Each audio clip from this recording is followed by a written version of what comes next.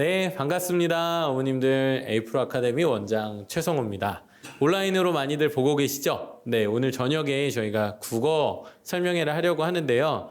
사실은 생각국어 프로그램은 중학생들, 고등학생들이 현재는 메인 타겟입니다. 그런데 초등학교 어머님들도 오늘 들어와 주신 것 같아요. 그래서 가급적 미리 알아놓으시는 부분도 있고 또 초등 시기에 또 같이 도움될 만한 수업이나 프로그램들이 있으면 이에 대한 얘기도 같이 해드리려고 합니다.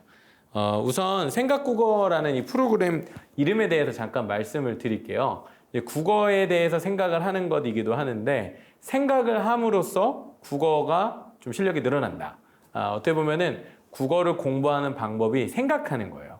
근데 우리가 모든 경우에 공부를 한다고 했었을 때 주입식, 받아들이는 것들, 이게 답이구나 이렇게 이제 고민하지만 정말 내 것으로 그 지식을 활용하기 위해서 생각하는 과정이 생략되기도 합니다. 근데 저희는 이 생각을 많이 해보는 것이 자기 실력을 키우는, 그러니까 누군가의 좋은 강의를 받아들이는 것뿐만 아니라 그걸 내 실력으로 만드는 굉장히 중요한 방법이라고 생각을 하고요. 그래서 생각국어, 국어는 어떻게 해야 된다? 생각해야 된다. 이렇게 포인트를 기억해 주시면 좋겠습니다. 오늘 설명회를 진행하게 될 순서는 보시는 것과 같습니다. 왜 생각국어인가? 그래서 이제 생각국어의 특징이죠. 어떻게 보면은 왜 생각하면서 국어를 해야 되는가에 대한 얘기를 해드리려고 하고요. 그 다음에는 생각국어 커리큘럼에 대한 이야기를 해드리려고 합니다. 생각국어의 커리큘럼이 구체적으로 어떻게 이루어지는지 그 단계들을 설명드리면서 단계별로 어떻게 학습해야 되는지 과정들을 좀 말씀드리려고 합니다. 그 다음에 이제 겨울방학 특강이 있죠. 겨울방학 특강 프로그램이 있기 때문에 겨울방학 중에는 어떻게 생각국어 공부 학습을 해야 되는지 과정들을 설명드리도록 하겠습니다. 네. 요 페이지를 잠깐 좀 설명을 좀 드려보려고 합니다. 제가 몇 번 설명드려서 이해한 분들 계실 수도 있는데 지금이 이제 겨울방학이 시작되는 이제 1월이잖아요. 근데 1월 정도라고 한다면은 사실은 학생들이 이제 학년이 바뀌기도 하고 또 크게는 학교가 바뀌기도 합니다. 예비고일 시기가 오기도 하고 또 이제 중학교에 올라가는 시기이기도 한데요. 이 시기에 대한 감각, 그러니까 학년이 바뀌는 시기를 어떻게 이해할 건지에 대한 감각이 중요해서 그 부분을 좀 설명드리고자 합니다. 자, 이 그림을 보시면 색깔별로 그래프에 강조가 되는 시기들이 나타나 있습니다. 먼저 우리가 비슷한 단어들이지만 독서논술, 독해, 그리고 수능국어 이런 키워드들을 서로 다르게 사용하고 있잖아요. 근데 약간 비슷한 것 같기도 하고 다른 것 같기도 하고 좀 그렇습니다. 그래서 독서논술이다라고 한다면 보통 초등 시기에서 중학교까지 걸쳐있는 시기에 강조가 되는 이 국어학습 방법이기도 하죠. 독서라는 말 그대로 책을 읽는 행위를 의미하고요. 논술은 그 읽기를 바탕으로 한 쓰기, 좀 포괄적으로는 뭐 토론을 할 수도 있고 자기 생각을 표현하는 기본기를 익히는 기간을 우리 저렇게 그래프로 그릴 수 있는데 진한색 그래프를 보시면 저게 황금기예요. 초5, 초6, 중1 저 3개 시기 정도는 정말 독서 논술이 가장 꽃을 피우는, 어떻게 보면 학습의 효율도 가장 높은 시기라고 볼 수 있습니다. 그 황금기를 준비하기 위한 시기들부터 점점점 색이 물들어가는 걸 볼 수도 있고 또 그 이후에 중2와 3까지도 이어질 수는 있지만은 조금은 모든 학생들이 다 보편적으로 하는 과정이라기보다는 선택하는 과정으로 이해하기도 하죠. 뒤에는 이제 독해 훈련의 과정이 필요한데 그럼 독해는 또 뭐가 다른가? 쉽게 얘기하면 제시문에 기초해서 즉 정확한 이해를 바탕으로 문제를 풀이하는 능력, 이걸 이제 우리가 독해 훈련이다 이렇게 볼 수 있는데 보통 우리가 흔히 뭐 비문학이라든지 이런 부분들을 생각할 때면 되는 것 같습니다. 과정에 대해서 아까 말씀을 잠깐 드리고 있었는데요. 중요한 부분은 이 국어와 어떻게 보면 독서 논술부터 이어지는 시기의 징검다리처럼 중간 단계가 독해 훈련으로 이어지고 있다라는 이야기였습니다. 그래서 독해 훈련이 좀 강조되는 시기는 그 두 번째 단계가 되니까 이제 중등 단계가 보통 메인이 되죠. 그리고 이제 마지막 단계가 사실은 이제 국어로서의 학습이 본격적으로 이루어지는 시기인데 국어 학습의 경우에는 뭐 생각을 해보면 이 부분에서 저희가 강조할 부분은 뭐냐면은 수능 국어가 강조되는 시기는 중학교 3학년에서 고1, 2로 넘어가는 국어가 본격적으로 학습이 되어지는 시기가 이제 저 시기가 되고 그 앞에서부터 이어지는 과정들로 관점을 보실 수 있다는 거죠.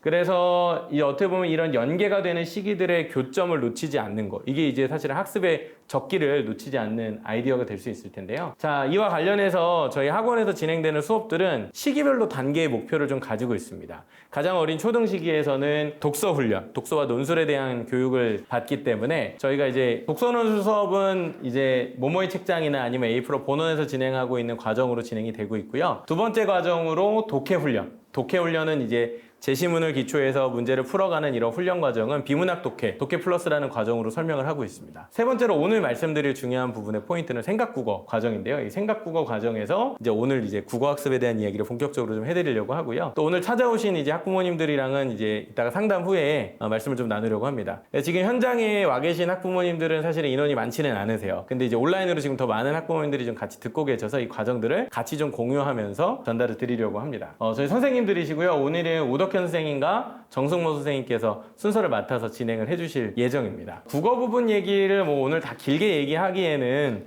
오늘 좀 그거보다는 더 구체적이고 실질적인 얘기를 해 들어가면 좋을 것 같고요. 겨울방학이 중요한 시기잖아요. 그 중요한 시기를 어떻게 사용해야 될지에 대한 감각을 가지고 같이 이야기를 해나가면 좋을 것 같습니다. 네, 그러면은 이제 뒷과정으로는 이제 커리큘럼에 대한 좀 본격적인 얘기를 해드려야 될 텐데요. 시간이 좀 많이 간 걸 고려했을 때 좀 중요한 부분들 중점적으로 얘기를 좀 해주시면 좋을 것 같습니다. 오덕현 팀장님 모시고 말씀 듣도록 하겠습니다. 생각국어 오덕현 팀장입니다. 네. 너무 네. 같은 사람입니다. 네. 네. 저는 이제 저희 생각국어 과정의 이제 전반적인 어떤 특징 또 그 과정이 왜 필요한지 이제 이런 부분들을 좀 중점적으로 말씀을 드릴 텐데요. 저희 과정의 이름은 MBA 그다음에 S 이렇게 구성이 되어 있어요. 근데 이제 겨울방학이라는 걸 좀 고려했을 때 특히 좀 M과정, B과정 중심으로 좀 설명을 드리도록 하겠습니다. 전체적인 건 좀 말씀을 드리는데, 네. 다시 한번 좀 이 인터넷 환경이나 이런 부분들이 좀 고르지 못한 점 죄송하고요. 네. 본격적인 설명을 좀 드리기 전에 문제를 머리 아프시죠? 올해 수능 문제거든요. 올해 수능 39번 문법 문제입니다. 이제 뭐 문제 읽어보시면 여기 이제 문장 성분, 문장 구조에 대한 문제구나라는 걸 이제 아실 수 있으실 텐데요. 그죠? 딱 어떠세요? 좀 어려워 보이시나요? 이 정도는 뭐 풀 수 있을 것 같은데 혹시 이런 생각이 좀 드실까요? 네. 보시면은 제가 이제 빨간색으로 밑줄 친 부분들이 그러니까 수능 시험이거든요. 그런데 방금 지금 빨간색으로 밑줄 친 부분들이 중3 국어 교과서에 나오는 내용들입니다. 지학사는 1학기 때 배우긴 하는데 나머지 교과서들은 2학기 때 이제 대체적으로는 이제 문장에 대해서 배우는데 여기 클릭이 돼버렸네요. 중학교 때 개념을 잘 배우면 사실 이 문제는 좀 쉽게 풀 수 있는 문제거든요. 근데 이제 여기 보시는 것처럼 39번 문제 오답률이 EBS 기준으로 71.1%, 10명 중에 7명이 틀린 문제인 거죠. 문법 개념을 중학교 때 잘 배웠으면 충분히 맞출 수 있는 문제인데 7명이 틀린 문제라면 합니다. 사실 이제 올해 수능뿐만 아니고요. 이제 문법이 총 5문제가 나오거든요. 이제 물론 이제 선택형 수능으로 바뀌어서 뭔가 달라질 게 있나 싶은데 사실은 선택형 수능으로 바뀌었어도 문법은 5문제가 그대로 출제가 됩니다. 근데 이 5문제 중에 평균적으로 보면 오답률 50% 이상 이렇게 이제 70%까지 나오는 그런 문제들이 2문제 또는 3문제 정도. 이번 수능에서도 2문제가 50% 이상. 그래도 역대 이제 최근 한 5년간 수능을 좀 돌아봤을 때 그래도 올해 수능이 국어가 그래도 좀 쉬운 편이었거든요. 그럼에도 불구하고 문법에서 50% 이상 틀린 문제가 2문제가 나왔다는 거죠. 그리고 올해 수능 기준으로 이제 국어 같은 경우 화법과 작문 또 언어와 매체 이렇게 선택하는 이제 그런 구조인데 그 중에 이제 언어 매체를 선택한 학생들의 표준 점수가 같은 점수를 받았더라도 화법과정을 선택한 친구들보다 4점이 높습니다. 네. 그러니까 여기서 두 가지가 나오는 거죠. 문법이 중학교 때 배우는 개념만 충분히 잘 익혀도 문법 문제를 풀 수가 있는데, 그런데 그 문법이 화법과 작문보다 표준 점수도 더 많이 얻을 수 있는 과목이구나 라는 부분입니다. 네. 그래서 사실 여기서 문법 개념 학습이 되게 필수적인 거구나, 이런 부분을 좀 확인을 하실 수가 있으시죠. 네. 문법을 봤으니까 한번 문학을 또 볼게요. 네, 문학인데요. 네, 문학 같은 경우는 수능에서 총 17문제가 출제가 됩니다. 17문제가 출제가 되고 그 중에 이제 선지가 총 85개의 선지가 있거든요. 그 중에 한 40% 정도는 개념을 알아야 해석을 할 수 있는 그런 선지들입니다. 네.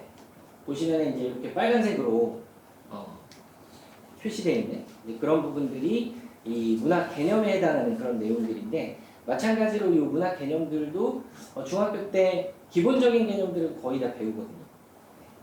그런데 이 개념들이 잘 이렇게 학생들 안에 정립이 잘 안 돼 있으면 어떤 일이 발생하냐? 학생들이, 제가 이제 일부러 줄을 좀 다르게 표시를 해드렸는데요. 원래는 주어진 현실을 수능하는 모습을 통해 자르고 그 밑에 거 내용을 또 판단하고, 이렇게 이제 두 가지로 나눠서 판단을 해야 되고, 그 나눠서 판단하는 가운데 비관적 태도에 대한 내용이 무엇인지 파악한 상태에서 이 작품의 그 비관적 태도가 나오는지 이거를 이제 파악을 해내야 돼요. 그래야 저 선지가 맞는지 틀렸는지를 판단할 수가 있거든요. 마찬가지입니다. 그 밑에도 미음에서 관념을 시각화해요. 관념을 시각화한다는 게 무엇인지 알고 있는 상태에서 지문을 보고 이 부분이 관념을 시각화한 거구나 라는 파악이 된 상태에서 그 다음 내용, 목숨의 유혈과 천지와의 화합이 이루어진 대상에 대한 화제의 생각을 표현하고 있다, 이 내용에 대한 판단이 이루어져야 되거든요. 밑에도 마찬가지고요. 자, 그래야 하는데 이게 개념이 잘 정립이 안 돼 있는 친구들은 어떤 일이 발생하냐, 저 선지들을 통으로 보게 됩니다. 통으로. 두 개를 나눠서 보는 게 아니라 통으로 보는 거죠. 그래서 저게 이제 하나의 덩어리로 보고 저 내용 중에 뭐 일부분만 파악이 돼서 이거 맞는데 라는 판단이 들면 맞다고 그냥 판단을 하게 돼요. 그런 경우가 굉장히 많습니다. 네. 개념 정리가 안 돼 있으면 선지 판단이 안 되는 거죠. 선지 판단이 안 되면 당연히 문제풀이에서 문제가 발생을 하게 됩니다. 그래서 여기서 핵심 포인트는 문법, 문학, 개념에 대한 정리가 되어 있어야 이게 문제풀이가 가능하다라는 부분이거든요.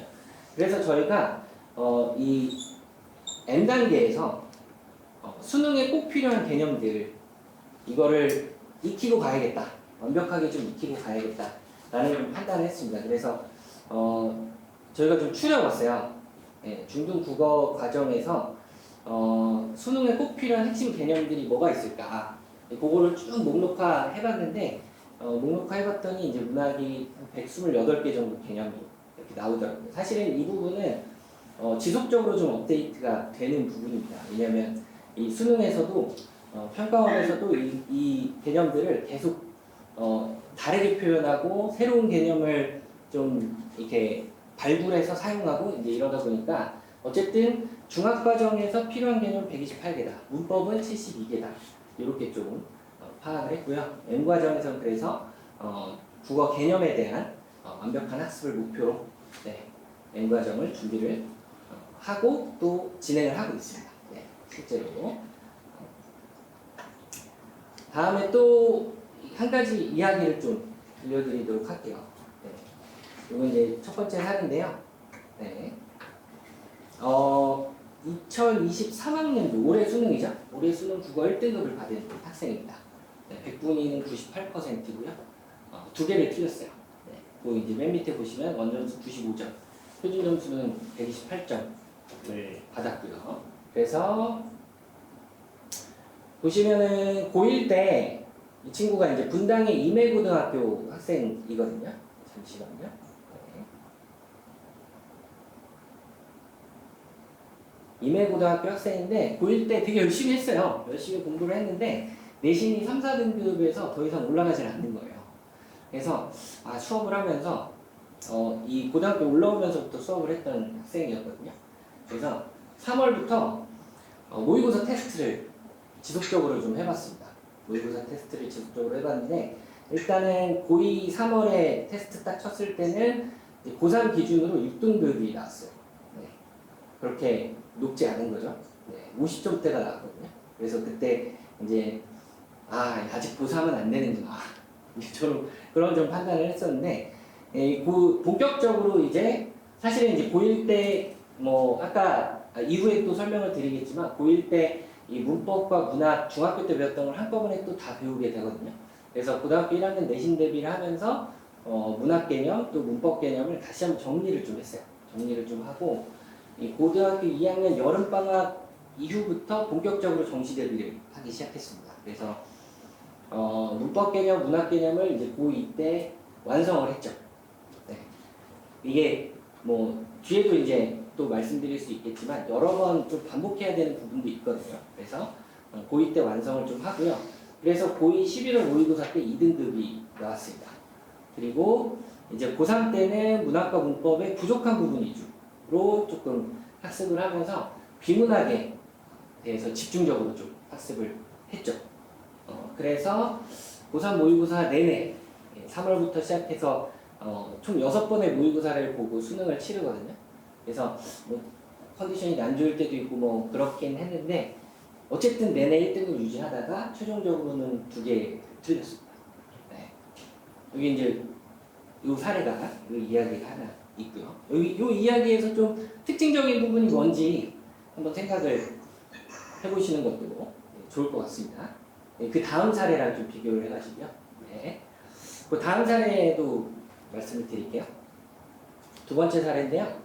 네, 이 친구는 2023학년도 수능, 올해 수능이죠. 올해 수능에서 3등급을 받은 학생입니다. 네, 아까랑 좀 다르죠. 아까는 1등급이었는데 이번엔 3등급. 네. 이 친구는 8월 중순, 네, 한 3개월 전이에요. 수능 3개월 전에 1대1 클리닉 수업을 처음으로 시작을 한 학생입니다. 네, 거의 이제 수능 뭐 100일도 안 남은 상태에서 수업을 시작한 친구였거든요. 근데 7월 모의고사가 5등급으로 7월 모의고사 5등급이었던 그런 상태였어요. 그래서 사실은 일반적으로 이제 모의고사 5등급 정도면 거의 이제 학습에 대한 의지가 없는 경우도 많고 그런데 사실 이 친구는 해야 되겠다. 수능에 좋은 성적을 받아야 되니까 열심히 해야 되겠다 하는 의지도 있었고 제가 이렇게 하자 하는 부분들을 되게 열심히 잘 따라오는 그런 친구였어요. 선택 과목은 이제 언어와 매체였고요. 그래서 약점을 보완하는 방향으로 계속 수업을 진행했습니다. 근데 뭐 성적에서 보시는 바와 같이 사실 이제 마지막까지 발목을 잡았던 게 문학과 문법이었어요. 네. 그러니까 문학과 문법을 빨리 좀 완성을 했으면 좋겠다. 그래서 그 완성을 바탕으로 이제 비문학을 좀 보면서 가면 좋겠다 이런 생각을 하고 계속 지도를 했는데 이 문학과 문법이 계속 불안하더라고요. 네. 테스트를 치거나 9월 모평, 10월 모평을 딱 봤을 때 이게 저랑 수업할 때는 막 문학을 잘 했는데 모의고사 실전 이제 치르고 오면은 그 문학에서 좀 틀린다든지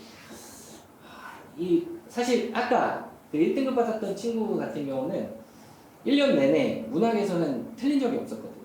틀린 적이 없었고 문법에서만 조금 이렇게 삐끗하는 경우들이 좀 있었는데 그래서 사실 이제 문학과 문법에서 지속적으로 좀 오답이 나타나는 걸 보면서 어떻게 좀 지금 이제 두 학생의 사례를 둘 다 이제 제가 지도했던 학생들인데 학생의 사례들을 좀 들으시면서 뭐 어떤 좀 이런 차이점이 있구나 하는 부분들이 혹시 있으실까요? 느껴지시는 부분? 네.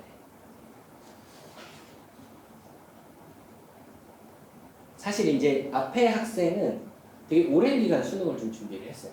네. 그러니까 수능 준비를 짧은 시간에 하기는 힘들구나 이런 부분도 좀 생각을 해볼 수가 있고 근데 이제 오늘 좀 강조를 드리고 싶은 부분은 이 부분입니다. 네.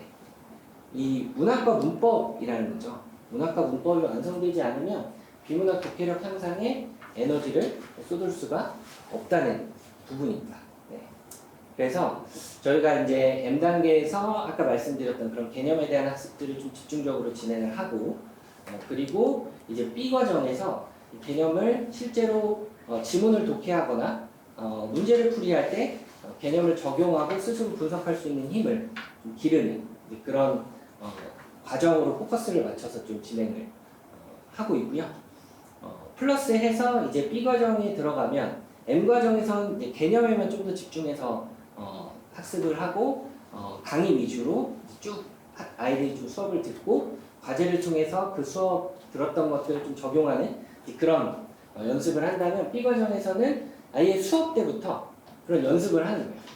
지문을 읽고 그 지문을 스스로의 힘으로 독해를 해보고 분석해보고 이 안에 들어간 개념들이 이런 것들이 있구나 이러면서 수능형 사고력을 이제 만들어가는 거죠.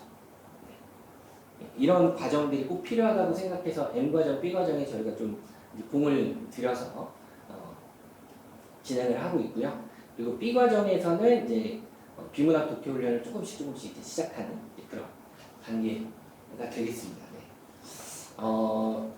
그 다음 과정이 이제 요 B과정까지 진행이 됐으면 저희는 수능형 사고력이 좀 만들어졌다라고 좀 판단을 하고 그 다음 이제 평가원 기출을 본격적으로 좀 분석하고 풀이하고 하는 이제 그런 단계로 저희가 이제 넘어가게 되는데 평가원이 이제 한국교육과정 평가원을 지칭하는 말인데 한국교육과정 평가원이 6월과 9월 또 수능 이렇게 매년 고3들 모의고사를 출제를 하고 있어요.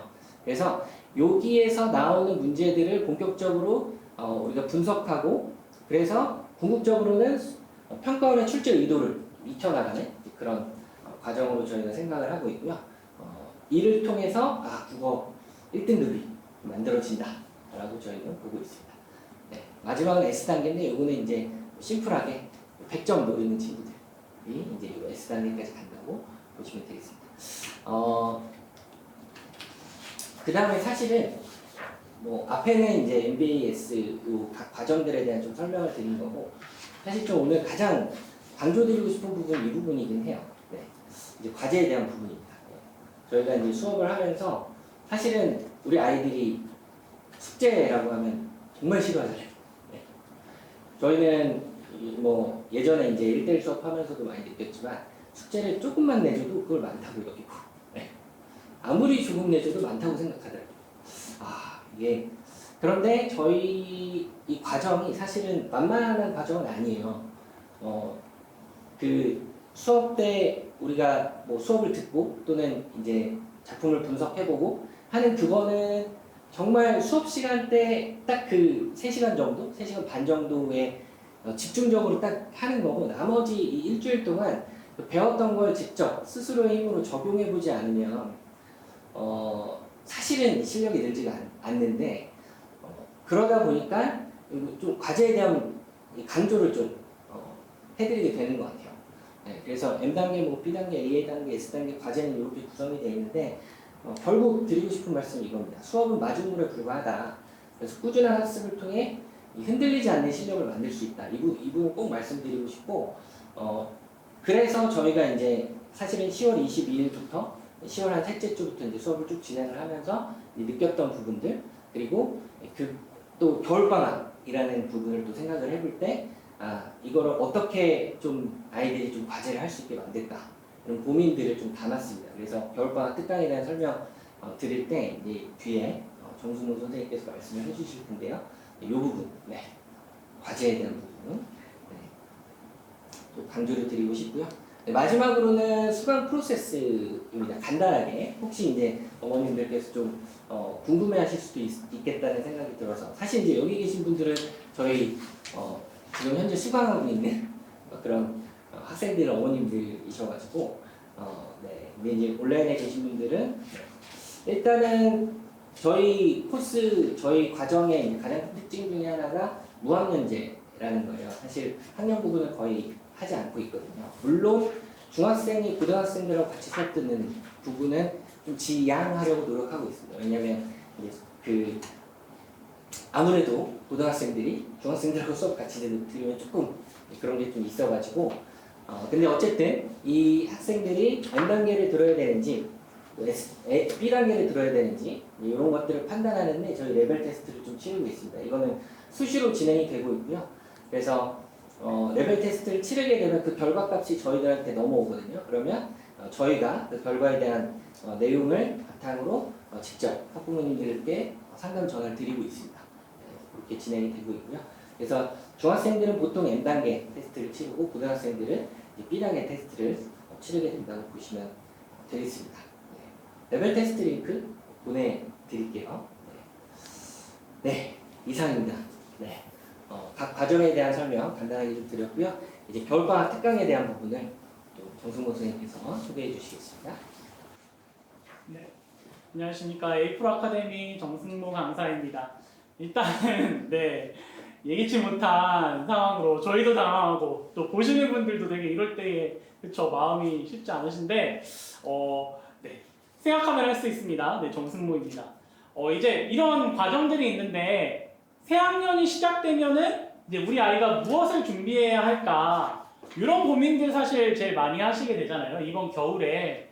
근데 이제 요 질문과 더불어서 제가 요거 한번 보여드릴게요. 요 화면이 여기에 있는 게 아이들이 중학교 1학년부터 고등학교 1학년까지 배우는 각 영역들을 제가 좀 나눠놓은 거예요. 가장 좀 목차들의 제목이 뭘 배우는지 주관적으로 잘 보이는 여기 이제 노란색으로 되어 있는 게 문학이 주된 파트고요. 그 다음에 녹색이 비문학, 붉은색이 문법 이렇게 돼 있고요. 그 다음에 이제 그 중간중간에 화법과 작문이 이렇게 같이 들어가거나 뭐 화법과 작문만으로 따로 되어 있는 단어는 한 단어 딱 보이죠.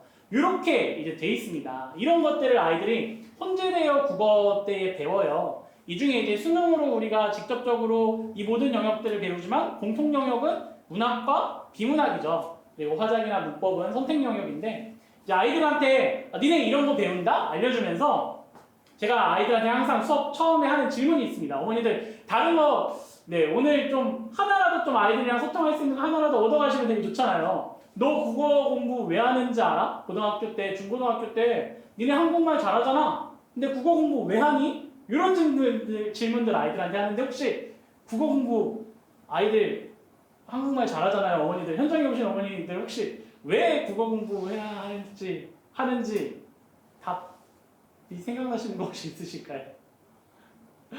뭐 대학 가기 아이들이 주로 이제 말하는 게 대학 가려고 한다 뭐 이런 얘기예요. 근데 이제 이런 생각들 할 수 있게 던진 다음에 제가 이 모든 영역들을 아우르는 매직워드 하나 알려주고 갑니다. 이 매직워드 좀 기억하시면 좋은데 이게 뭐 사실 완전 정답은 아니지만 한번 이렇게 정의 내리고 갈 수 있잖아요. 이 모든 영역들이 의사소통이라는 단어로 묶인다고 생각해요. 문학은 누군가의 감정을 내가 그 상황과 그 환경이 되었을 때에 동일한 감정을 공감할 수 있는지, 또 비문학은 저희가 이렇게 계속 여러 가지 설명을 하잖아요. 누군가가 감정을 배제된 어떤 이야기를 할 때에 이 말의 핵심을 찾아낼 수 있는지, 특별히 이 비문학 같은 경우에는 아이들이 이제 대학 가면은 다양한 전공들을 이렇게 선택하게 되겠죠. 그 전공에서 아이들이 실제로 배우는 그런 세부 내용들은 다 글로 배우게 될 거잖아요. 그 대학 전공에서 너네가 진짜 지식을 얻을 수 있는지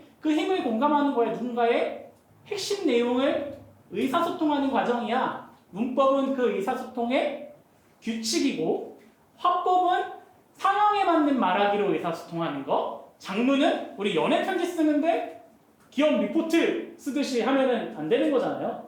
아이들한테 니네가 국어를 잘 배우기 위한 거는 의사소통이라는 이 단어 하나로 묶일 수 있어라는 얘기를 항상 해줘요. 근데 이게 답은 아니지만 아이들이 이 과정을 통하여서 한번 납득하고 갔을 때에 학습적인 모습들이 좀 달라진다고 생각을 합니다. 사실 앞에서 이제 문학과 비문학, 뭐 문법 쭉 이제 수능 과정을 설명해 주셨지만 이 배우는 과정들이 내신 수능뿐만 아니라 내신에도 중요하고 특별히 제가 말씀드리고 싶은 부분은 내신에서 문학과 문법의 개념 완성이 굉장히 중요하게 달아진다라는 이야기들을 꼭 드리고 싶었습니다. 비문학 같은 경우에는 수능 비문학이 어렵다, 국어가 어려운 이유가 비문학 때문이다 이런 얘기 많이 들어보셨을 거예요. 근데 그 비문학이 어려운 것보다 더 지금 비문학이 많이 어렵지만 잠시만요. 비문학이 너무나도 많이 어렵지만 사실은 내신에서의 비문학은 솔직히 그렇게 어렵진 않습니다. 왜냐하면 아까 앞에서 보셨다시피 내신에서는 정해진 글을 시험으로 보기 때문에 그렇습니다. 문학과 문법은 사실 문학 외부 지문이 나올 수도 있고 문법은 깊이 있게 이해해야 하는 것 수능과 크게 다르진 않지만 비문학 같은 경우에는 외워서도 그 지문을 풀 수 있기 때문에 내신에서는 문학과 문법의 개념 완성을 하는 부분들이 수능과 같이 수능을 준비하는 부분과 같이 너무나 중요합니다. 여기에서 또한 내신이 어렵게 나오는 학교들은 이 두 번째 단계 수능형 사고까지도 요구하는 경우들이 굉장히 많죠. 이 피라미드는 수능을 준비할 때 각 과정이라고 생각하는 부분들 핵심만 뽑아놓은 겁니다. 문학 문법의 개념 완성, 그 다음에 그걸 바탕으로 수능형 사고를 하는 것, 그 다음에 이제 평가원의 의도 파악하는 것, 저희들의 MBA 과정이죠. 근데 이제 밑에 옆에는 이제 비문학 독해 훈련이라는 화살표가 있잖아요. 사실 문학과 문법의 개념은 완성이라는 게 있을 수 있는데 비문학은 완성이 없습니다. 꾸준하게 가야 되는 부분입니다. 그래서 아까도 이제 사례들을 보셨다시피 문학과 문법에 대한 개념의 완성이 미리 되지 않으면 이후에 비문학 킬러 지문들을 본인의 것으로 소화하는 데 시간이 굉장히 많이 들어지는데 그 시간들을 확보하기가 힘들어집니다.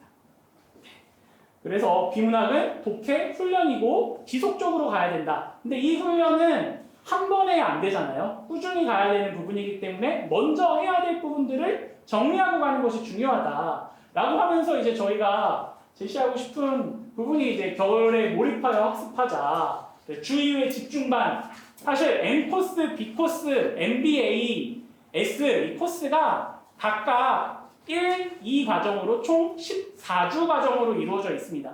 근데 방학이 아니면 사실 이 14주가 지속적으로 진행되기가 힘들어요. 학기 중에는 내신 기간이 포함되어 있죠. 그래서 보통은 한 코스가 끝나는데 6개월이 걸린다고 생각을 하시면 되는데 이 N코스, B코스를 겨울방학 동안에 7주 만에 끝내는 과정입니다.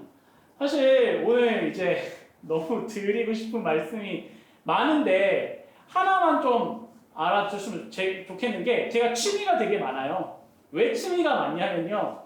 아이들이 취미를 제가 선택하지 않습니다. 아이들에게 선택당합니다. 아이들이 좋아하는 아이돌 노래도 듣고요. 아이들이 좋아하는 드라마도 듣고 아이들이 좋아하는 웹소설, 웹툰 그런 것들 추천해주면 꼭 봅니다. 그 이유가 N과정, B과정에서 아이들이 교과서에서 배우는 것뿐만 아니라 한 꼭지라도 자기에게 이해가 잘 되는 것들로 예시를 들어주면 학생들은 훨씬 더 수월하게 이해하게 되거든요. M 코스, B 코스에서 확실하게 개념을 이해하고 중학교 때 배웠었던 많은 개념들을 이해하고 그 다음에 B 코스에서 본인의 것으로 찾는 이 과정이 확실히 된다면 이후에 A, S 단계도 충분히 소화해낼 수 있다는 그런 생각하에 아이들한테 최대한 집중해서 맞춰서 이 과정들을 진행하고 있습니다.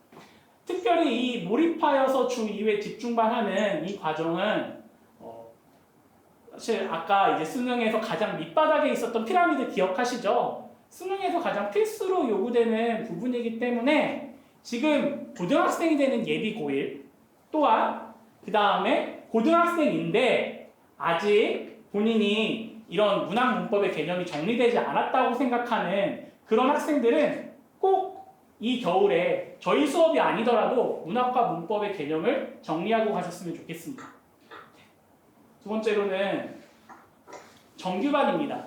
정규반은 정석대로 꾸준하게 가는 친구들입니다. 미리미리 준비하면 사실 급하게 갈 필요가 없죠. 그래서 그 14주 과정으로 되어 있는 이 과정을 충실히 가는 정규반이 있고요. 이 각 반에 대한 설명들은 게시판에 저희 링크 보내주셨던 그 카페 게시판 링크 안에 있는 걸 보시면은 자세하게 수업 설명은 되어 있고요. 혹시 수업 설명이 더 필요하시면은 테스트 링크 보내드릴 때 같이 이 스케줄에 대한 부분들은 같이 보내드리겠습니다.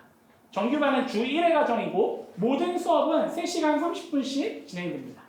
근데 이제 수업 내용을 쭉 드렸는데 사실 가장 중요한 건 저희가 앞에서 아무리 아이들의 눈높이에 맞추고 아이들 귀에 잘 들어오게 이해시키고 그런 과정들을 하더라도 본인이 사고하는 과정이 없으면 안 되잖아요. 그래서 아이들이랑 어떻게 해야 되나 저희도 계속 고민하다가 이번 방학에는 주중에 온라인 학습실을 만들자.